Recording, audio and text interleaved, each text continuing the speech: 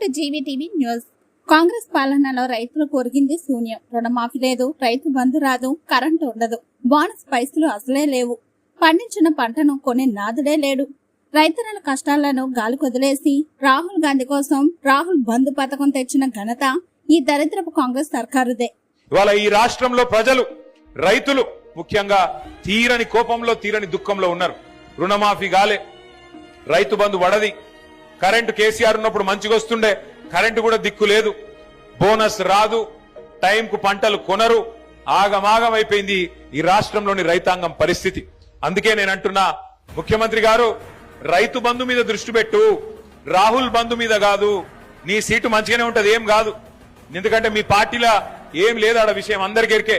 నీలాగా దోపిడీ చేయగలిగే శక్తి, నీలాగా ఢిల్లీకి కప్పం కట్టగలిగే శక్తి ఇంకో కాంగ్రెస్ నాయకునికి లేదు. సంవత్సరానికి 1000 కోట్లు ఇచ్చే శక్తి నీకు మాత్రమే ఉంది. ఆ దోపిడీ చేసే ఆట్టు నీకు మాత్రమే ఉంది. కాబట్టి నీ కుర్చీకొచ్చిన గండమేం లేదు.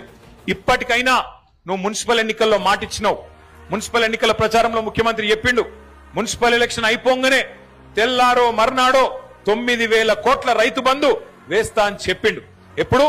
ఫిబ్రవరి 10వ తారీఖో ఫిబ్రవరి 9వ తారీఖో చెప్పిండు.